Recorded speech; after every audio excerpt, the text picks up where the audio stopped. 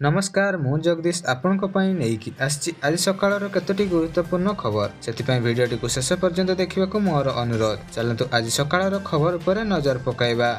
आज प्रथम समाचार दीर्घ दिन अपेक्षा पर शेष में वंदे भारत स्लीपर ट्रेन नहीं एक बड़ घोषणा सामना को आसी। रेल मंत्री अश्विनी वैष्णव स्पष्ट करिसेंति जे चलित वर्ष डिसेम्बर मासर देशर प्रथम वंदे भारत स्लीपर ट्रेन चलिबार आरंभ हबो। यह अत्याधुनिक ट्रेन यात्री माने एबे आरामदायक तथा विश्वस्तरीय सुविधा सह यात्रा करिवार सुजोग पाइबे। रेल मंत्री अश्विनी वैष्णव सूचना दैछन्ति जे देशर प्रथम वंदे भारत स्लीपर ट्रेन बाकी थिबा अल्प किछि काम चलिछि। रेट्रोफिटिंग पर डिसेम्बर रे ट्रेन यात्री मानक पई कार्यक्षम हबो। पूर्व प्रथम ट्रेन परीक्षण समय विशेषकर बगी एवं सीट को नहीं किछिटा छोट समस्या देखा मिलता बेले से गुड़िक समाधान कराई एवं यह विलासपूर्ण ट्रेन निर्माण कर यात्री मान यात्रा को आरामदायक करने को आम लक्ष्य रखिछु। चलते नजर पकाए परवर्ती खबर पर योग्य हिताधिकारी निश्चित पाइबा सुभद्रा योजनार सहायता। लोकसभा भवन में सुभद्रा समीक्षा बैठक पूर्व एपरि किछि कहिसेंति उपमुख्यमंत्री तथा महिला और शिशु विकास मंत्री प्रभाती परिडा। से कहिसेंति सुभद्रा योजना वंचित हेले तार तर्जमा चली योग्य होते एकाथर मिल 3टी सुभद्रा किस्ती। सुभद्रा योजना वंचित योग्य हिताधिकारी को मिल सुभद्रा टंका। अनेक योग्य हिताधिकारी महिला सुभद्रा टंका पाइबा वंचित होती कहीं वंचित हेले रेशन कार्ड अच्छी कि नहीं केवाईसी अपडेट होइछि कि नहीं एपरिक अनेक तर्जमा करिया जीवो बोली कहिसेंति उपमुख्यमंत्री प्रभाती परिडा। तेबे उपमुख्यमंत्री प्रभाती परिडा अध्यक्षतार लोकसभा भवन एने समीक्षा बैठक होइथिबार सूचना मिली। बैठक पूर्व 3 विभाग परिषद खाद्य जोगाण एवं स्वास्थ्य विभाग को महिला और शिशु कल्याण विभाग तथ्य मागिथिला। वाणिज्य एवं परिवहन विभाग 4 चकिया थिबा महिला तथ्य मगा जाइथिबा बेले स्वास्थ्य विभाग मृत्यु हिताधिकारी तालिका जांच करिया को कुआ जाइछि। सेपरि धान बिक्री करथिबा महिला नार केते जमी पंजीकरण होइछि तार रिपोर्ट खाद्य जोगाण विभाग को मगा जाइथिला। 3 विभाग रिपोर्ट आधार रे सुभद्रा समीक्षा बैठक करा जाइछि। 3 विभाग दैथिबा रिपोर्ट जांच हेबा पर वंचित होइथिबा हिताधिकारी सुभद्रा योजना जोड़ा जीव बोली कहिसेंति उपमुख्यमंत्री। एथि सहित जो महिला माने धनी तालिकार अंतर्भुक्त हेले सेमानक योजनार बाद दिया जीव बोली को सूचाई दैछन्ति उपमुख्यमंत्री प्रभाती परिडा। चलंत नजर पकाया परवर्ती खबर पर गणशिक्षा मंत्री नित्यानंद गंडको गत गुरुवार एक बड़ सूचना दैछन्ति। छात्र छात्री को तुरंत यूनिफॉर्म जगाई देवाक निर्देश देथिया बेले एपरिक छात्र छात्री को यूनिफॉर्म देवार विलंब हेले मंत्री उद्वेग प्रकाश करबा देखिବାକୁ मिलिछि। छात्र छात्री को यूनिफॉर्म जगाई देबा नै विभागीय अधिकारी सह मंत्री को आलोचना करथिया बेले 80% रु अधिक स्कूल रे पिलांको यूनिफॉर्म दिया जाइछि। किछि स्थान रे पिलांको यूनिफॉर्म देबार विलंब होइथिया बेले यूनिफॉर्म देबार विलंब करथिबा एसएजी ग्रुप को बातिल करबाको मंत्री निर्देश दैछन्ति।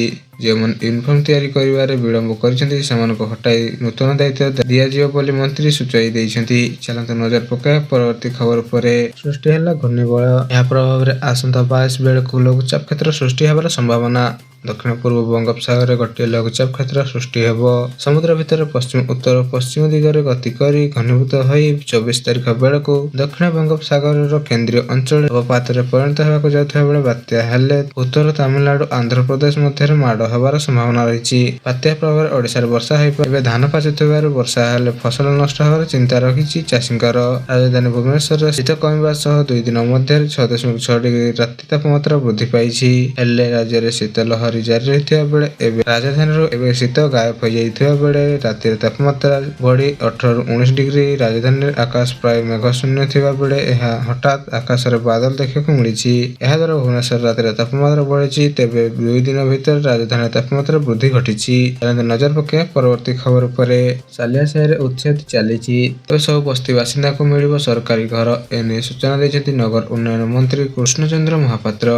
जे माने घर छाडु नाहंती सेमानकु किछि लोक विभ्रांत करछन्ति बोली कुहा जाइथा बेले ता कारण हला समान एकाधिक घर भड़ा सूत्र रे दैछन्ति। सेमानक घर काळे भांगी जिवो से भय रे समान विभ्रांत सृष्टि करूछन्ति। चलंत नजर पकाया परवर्ती खबर पर राज्य रे डिसेंबर 25 तारिख रु खलिबो धान मंडी। समवाय मंत्री प्रदीप बळ सामंतक सूचना धान नेबा पई सरकार प्रस्तुत अछन्ति एवं गोदाम खाली करिया पई जेट को दायित्व दिया जाइछि। पंजीकृत समस्त चाषींक ठारू धान किणा जिवो बोली कहिसन्ति समवाय मंत्री।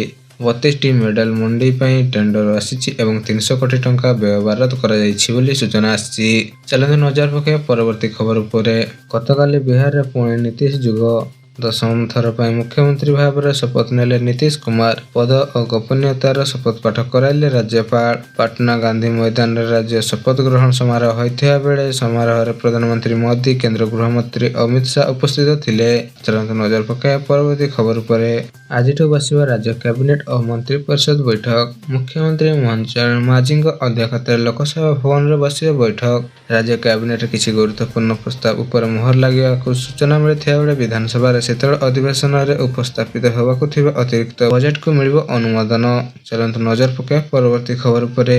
ବିଦ୍ୟାଳୟଗୁଡ଼ିକ ଅନୁରୋଧ ଦୃଷ୍ଟିରେ ରଖି ଓଡ଼ିଶା ମାଧ୍ୟମିକ ଶିକ୍ଷା ପରିଷଦ BSc 2026 ବାର୍ଷିକ ହାଇସ୍କୁଲ ସାର୍ଟିଫିକେଟ, HSC ପରୀକ୍ଷା, ମାଟ୍ରିକ, SOSC ପ୍ରଥମ ଏବଂ ମାଧ୍ୟମିକ ପରୀକ୍ଷା ପାଇଁ ଫର୍ମ ପୂରଣ କରିବାର ଶେଷ ତାରିଖ ବୃଦ୍ଧି କରିଛି। ଫର୍ମ ପୂରଣ କରିବାର ଅବଧି ବୃଦ୍ଧି କରାଯାଇ ନଭେମ୍ବର 28, 2025 ପର୍ଯ୍ୟନ୍ତ ଧାର୍ଯ୍ୟ କରାଯାଇଛି ଏବଂ ପୂର୍ବରୁ ନିୟମିତ ତଥା ଏକ୍ସ ନିୟମିତ ଛାତ୍ରଛାତ୍ରୀଙ୍କ ପାଇଁ ଫର୍ମ ପୂରଣ ପ୍ରକ୍ରିୟା ନଭେମ୍ବର 8ରୁ ନଭେମ୍ବର 22 ତାରିଖରେ ଚାଲିଥିଲା। ପରିଷଦ ସ୍ପଷ୍ଟ କରିଛି ଯେ ନଭେମ୍ବର 28 ପରେ କୌଣସି ଅବଧି ବୃଦ୍ଧି କରାଯିବ ନାହିଁ। ଛାତ୍ରଛାତ୍ରୀମାନଙ୍କ ଅଧିକ ସୂଚନା ପାଇଁ BScର ଅଫିସିଆଲ ୱେବସାଇଟ bscodisha.ac.in କୁ ଯାଇ ପରିଦର୍ଶନ କରିପାରିବେ। ଚାଲନ୍ତୁ ନଜର ପକାଇବା ପରବର୍ତ୍ତୀ ଖବର ଉପରେ। ଚଳନ୍ତା ବସ୍ ଡ୍ରାଇଭରଙ୍କ ହୃଦଘାତ ହୋଇଥିବା ବେଳେ ନିଜେ ଚାଲିଗଲେ ମଧ୍ୟ 25 ଜଣଙ୍କ ଜୀବନ ବଞ୍ଚାଇ ଦେଲେ। ବିଜୟନଗରରୁ ମାଲକାନଗିରି ଆସୁଥିବା ଓଡ଼ିଶା ରାଜ୍ୟ ପରିବହନ ବିଭାଗ ବସ୍ର ଡ୍ରାଇଭର P ସାଇକୃଷ୍ଣ କୁନ୍ଦୁଲି ନିକଟରେ ଛାତି ଯନ୍ତ୍ରଣା ହେବାରୁ ସେ ଉପସ୍ଥିତ ବୁଦ୍ଧି ଖଟାଇ ରାସ୍ତା କଡ଼ରେ ବସ୍ଟିକୁ ରଖିଦେଇଥିଲେ। ଅନ୍ୟ ଜଣେ ଅତିରିକ୍ତ ଡ୍ରାଇଭର କର୍ମଚାରୀ ଆମ୍ବୁଲାନ୍ସକୁ ସୂଚନା ଦେଇଥିଲେ ସୁଦ୍ଧା ଆମ୍ବୁଲାନ୍ସ ଆସିବାର ବିଳମ୍ବ। ସୂଚନା ପାଇବା ପରେ ତୁରନ୍ତ କୋରାପୁଟକୁ ଆସି ପରେ କଣ୍ଡକ୍ଟରଙ୍କ ସହିତ ଅଟୋ ସାହାଯ୍ୟରେ ମେଡିକାଲ କଲେଜକୁ ନେଇଥିଲେ। ଏଠାରେ ଚିକିତ୍ସାଧୀନ ଅବସ୍ଥାରେ ଡ୍ରାଇଭରଙ୍କ ମୃତ୍ୟୁ ହୋଇଥିବାର ସୂଚନା ମିଳିଛି। ଡ୍ରାଇଭରଙ୍କ ଘର ମାଲକାନଗିରିର ବୋଲି ସୂଚନା ମିଳିଛି। ଚାଲନ୍ତୁ ନଜର ପକାଇବା ପରବର୍ତ୍ତୀ ଖବର ଉପରେ। ରଥଯାତ୍ରା 2025 ସମୟରେ ଶରଧାବାଲିରେ ଘଟିଥିବା ଦଳଚକଟା ଘଟଣାକୁ ନେଇ ରାଜ୍ୟ ସରକାରଙ୍କ କଠୋର କାର୍ଯ୍ୟାନୁଷ୍ଠାନ ନେଲେ। ପୁରୀ SCF ଅଶୋକ ବେହେରାଙ୍କୁ କାର୍ଯ୍ୟର ଅବହେଳା ପାଇଁ ନୋଟିସ ଜାରି କରାଯାଇଥିବା ସହିତ 30 ଦିନ ଭିତରେ ସ୍ପଷ୍ଟୀକରଣ ଦେବାକୁ କୁହାଯାଇଛି। ଅନୁଗରଙ୍କ ତଦନ୍ତ ରିପୋର୍ଟ ଅନୁଯାୟୀ ଦଳଚକଟା ସମୟରେ ଲକ୍ଷାଧିକ ଲୋକ ରୁଣ୍ଡ ଥିବା ସତ୍ତ୍ୱେ SGN କଣ୍ଟ୍ରୋଲ ରୁମରେ ଯଥାତୀତ ରିପୋର୍ଟ ଦିଆଯାଇପାରି ନଥିଲା। ଏହା ପୂର୍ବରୁ ଜଣେ ସରକାରୀ ଜିଲ୍ଲାପାଳ ସହିତ ଅନ୍ୟ 4 ଜଣ ଅଧିକାରୀ ବିରୋଧରେ ମଧ୍ୟ ଆକ୍ସନ ସୁପାରିଶ ହୋଇଛି। ଗତ ଜୁନ 29 ତାରିଖରେ ଏହି ଦଳାଚକଟାରେ 3 ଜଣ ସାଧାରଣଙ୍କର ମୃତ୍ୟୁ ହୋଇଥିବା ବେଳେ ପ୍ରାୟ 2000 ପୃଷ୍ଠାର ରିପୋର୍ଟ, ଘଟଣା ସମ୍ବନ୍ଧୀୟ ବୟାନ, ଫଟୋ, ଭିଡିଓ ଓ ଅଧିକାରୀଙ୍କ ଜବାବ ସାମିଲ ରହିଛି। ଏହି ତଦନ୍ତ ରିପୋର୍ଟ 31 ଜୁଲାଇରେ ମୁଖ୍ୟମନ୍ତ୍ରୀଙ୍କୁ ଦିଆଯାଇଥିବା ସୂଚନା ମିଳିଛି।